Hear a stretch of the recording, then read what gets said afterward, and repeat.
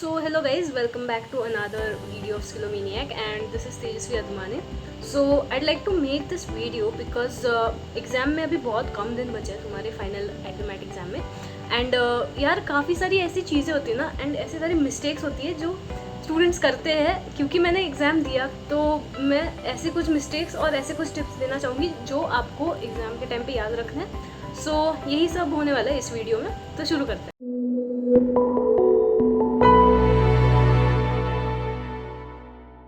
अब आपने कितनी भी प्रिपरेशन जब भी स्टार्ट करी हो, आपने कुछ ना कुछ मॉक्स अगर दिए होंगे। मैं दोनों टाइप्स के लिए बताऊँगी। अगर आपने मॉक्स दिए हैं तो आपको क्या करना है, आपने जितने भी अब तक मॉक्स दिए हैं, एक काम करना है कि आपको उस मॉक्स के क्वेश्चंस के थ्रू जाना है, ठीक है। अब क्वेश्चंस जब आप देख रहे होगे तो आपको क्या करना है कि अब आपने एक क्वेश्चन रीड किया, आपको बस सोचना है कि इसके स्टेप्स क्या क्या होंगे, बेसिकली कि किस स्टेप करने से ये आंसर आ जाएगा। अगर आपको वो याद आ जाता है तो वेल एंड गुड, आगे बढ़ो। अगर नहीं याद आता है तो पेन पेपर उठाओ और वो क्वेश्चन की प्रैक्टिस करो, ठीक है।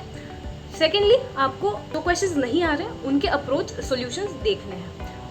अगर सॉल्यूशंस आपके अकॉर्डिंग सही रहा, मतलब आपने जो सॉल्व किया है वो मैच कर रहा हो गिवन सॉल्यूशन से, तो वेल एंड गुड। अगर नहीं, अगर सॉल्यूशन में कुछ और बेटर इजी अप्रोच है तो ट्राई करो कि उसको एक बार पढ़ लो और समझ लो, ठीक है। याद रखने की कोशिश करो, ठीक है। तो मॉक्स में आपको ये सारे क्वेश्चंस देखना है। अब नेक्स्ट चीज़ क्या करना है कि मॉक्स में जब आप अब ये चीज़ करते हुए जब आपको अलग अलग मेथड्स दिखेंगे, अलग अलग अप्रोच दिखेंगे।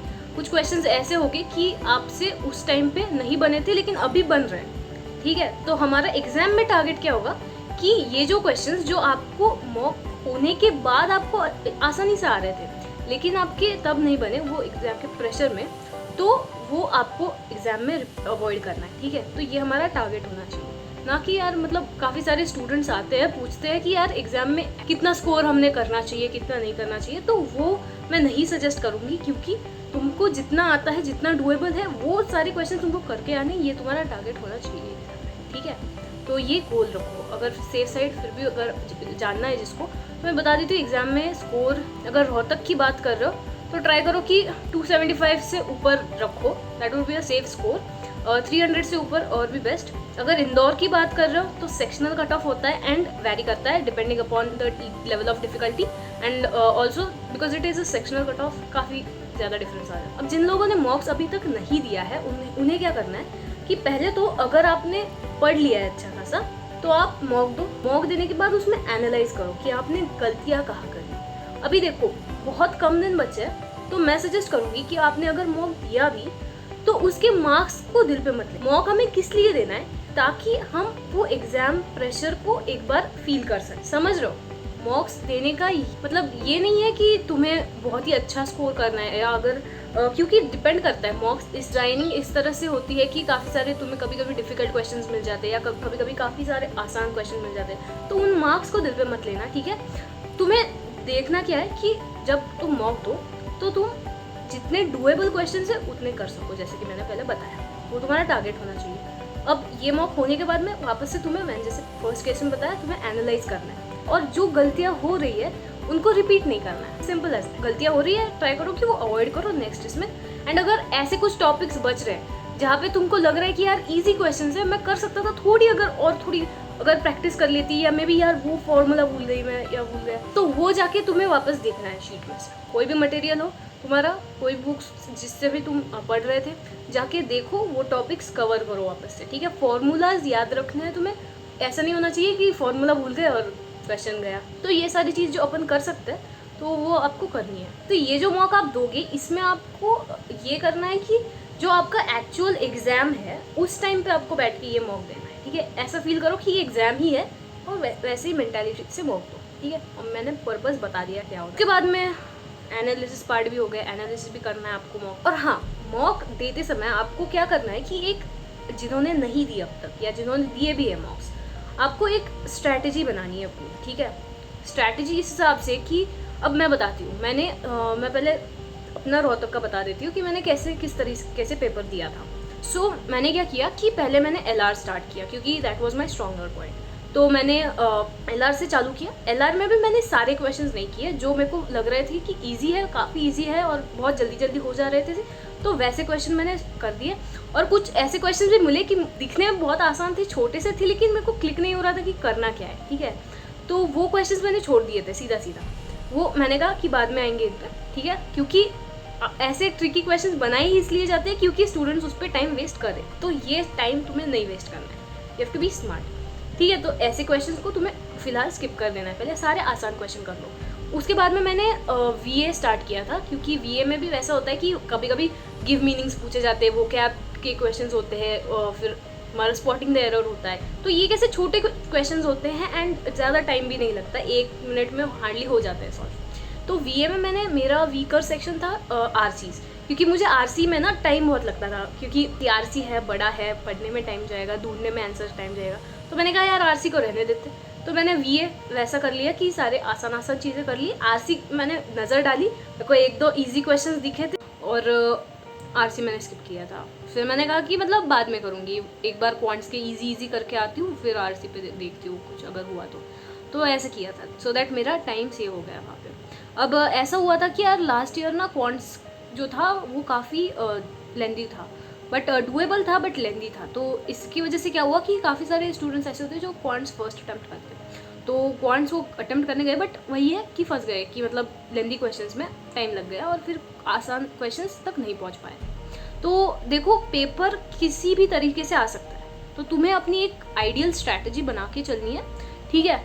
बट यही है कि अगर पेपर में तुम्हें नोटिस किया कि यार ये पर्टिकुलर सेक्शन जो हमने पहले स्टार्ट किया है ये काफ़ी ज़्यादा डिफिकल्ट लग रहा है, या टफ है, या टाइम कंज्यूमिंग है, तो तुम्हें थोड़ा सा उस टाइम पे सोचना है कि यार whether it is worth it और नॉट, कि अभी ये करना चाहिए कि नहीं चाहिए, या तुम्हें शिफ्ट करना है, ठीक है। तो अब ये सारी चीज़ें कैसे होगी कि जब तुम अपना माइंड बहुत काम रखोगे तो तुम्हें पेपर बहुत कामली सॉल्व कर। इंदौर के केस में क्या हुआ था कि Indore already sectional time limit होता है, तो फिर वही है, तुम्हारे पास 40 मिनट्स है, तो उतने में करना है। सो इसमें क्या है कि तुम्हारा फर्स्ट तुम सारे जो इजी क्वेश्चंस है वो सॉल्व कर लो, सेकंड इसमें तुम सारे वैसे क्वेश्चंस करो जिनमें 1 मिनट से या 1.5 मिनट से ऊपर लगने वाला है, ठीक है, और कुछ क्वेश्चंस तुम्हें डायरेक्टली स्किप करने होते हैं। इंदौर में भी एक चीज़ नोटिस करो कि लोग क्या करते हैं कि DI सेट जो होता है वो कभी कभी काफ़ी आसान होता है, या लेकिन कभी कभी डिफिकल्ट आ जाता है, जैसे कि लास्ट ईयर, ठीक है, बहुत ज़्यादा डिफिकल्ट DI सेट आया था।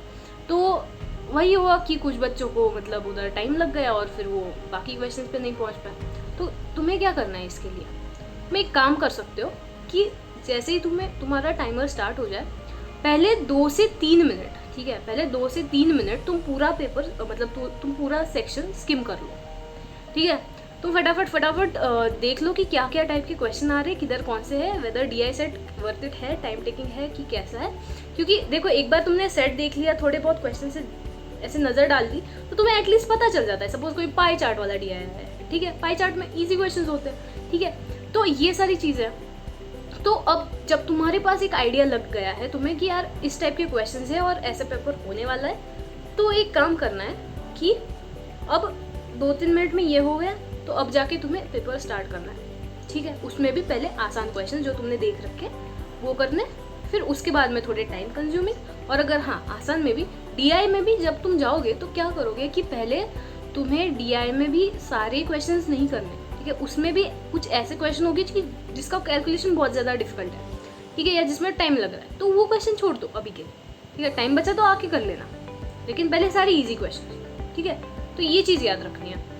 अब ये सारा होने के बाद तुम्हारा पूरा पेपर ऐसे निपट जाएगा, ठीक। अगर कोई क्वेश्चन बहुत ही ज़्यादा टाइम ले रहा है, अगर कोई क्वेश्चन 2 मिनट से भी बहुत ज़्यादा ऊपर ले रहा है, तो यार वो स्किप कर दो, apart from the arrangements type question from LR और द RCs, ओके, क्योंकि इसमें तुम्हें एक बार के लिए टाइम लग जाता है। उसमें भी तुम्हारे जो अरेंजमेंट्स के क्वेश्चन होते हैं, अगर उसमें भी तुम्हें 5 मिनट से ऊपर लग रहा है, तो यार फिलहाल के लिए वो मतलब वर्थ नहीं है, ठीक है। मैक्स टू मैक्स 7 मिनट्स में हो जाना चाहिए।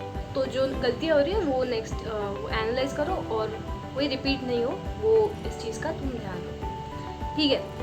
तो अब ये सारा होने के बाद अब पॉइंट आता है कि अभी थोड़े दिन बचे, 1 आध हफ्ता एग्ज़ाम में, तो अब बाकी के बचे हुए दिनों में तुम क्या करोगे कि तुम अपना ग्रामर जो है वर्बल के लिए क्या करो कि ग्रामर के रूल्स रिवाइज कर लो, एक्सेप्शंस रिवाइज कर लो, क्योंकि यार एक्सेप्शंस पे क्वेश्चंस बनते हैं, ठीक है। ऐसे क्वेश्चंस जो मतलब जो शीट में है या फिर ग्रामर के स्पॉटिंग एरर में है या फिर मॉक्स में मिल रहे हैं तुम्हें, वो सारे एक बार गो थ्रू करो जब तुम एनालाइज वगैरह कर रहे हो, ऐसे ही देख रहे हो, ठीक है। तो ये सारी चीज़ें तुम करो ग्रामर के लिए।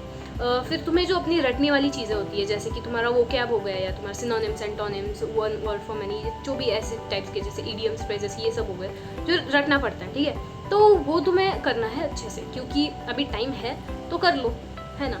और क्योंकि डायरेक्ट अगर तुम्हें वैसे क्वेश्चंस आ जाते हैं तो अगर मीनिंग पता होगा तो ईजिली सॉल्व कर पाओगे, तो इसलिए ये क्वेश्चंस करो। ये सब होने के बाद में अगर तुम्हारे कुछ नोट्स बनाए हैं तुमने तो वो रिवाइज कर लो। नोट्स में भी अगर तुमने इंग्लिश के बनाए, वेल एंड गुड, अच्छे रिवाइज करो। या फिर तुम्हारे जो मैथ्स का सेक्शन है, तो मैथ्स में तुम्हें क्या करना है कि फॉर्मूलाज रिवाइज करने हैं, कॉन्सेप्ट्स रिवाइज करने हैं। अगर तुमने कुछ शॉर्ट ट्रिक्स बनाए हैं तो वो रिवाइज करने हैं तुम्हें। तो ये सारी चीज़ें करनी है। उनके मतलब तुम्हें क्वेश्चंस देखने होंगे तो फिर मॉक्स में जाके वो क्वेश्चंस देख लो एक बार, तो ये सारा तुम कर सकते हो।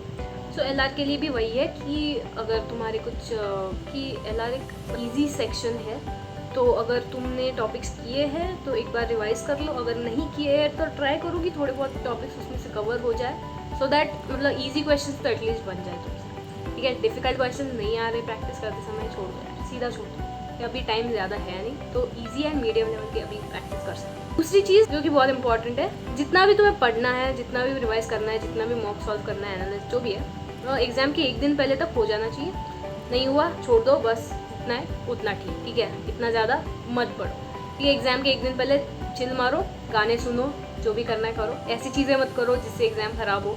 और हाँ, एक चीज़ और याद रखना कि ऑलमोस्ट 30,000 स्टूडेंट्स एप्लीकेशन फॉर्म भरते हैं, बट हार्डली 5,000 स्टूडेंट होते हैं जो सीरियसली प्रिपेयर करते हैं। तो अगर तुमने प्रिपेयर किया है, तुम ऑलरेडी काफ़ी ऊपर हो, बस अभी तुम्हें थोड़ा सा कामली पेपर देना है। तो अगर वीडियो अच्छा लगा हो तो लाइक कर देना, एंड अगर कोई डाउट होगा तो कमेंट्स में डाल दो, मैं जितना हो सके आंसर कर दूँगी।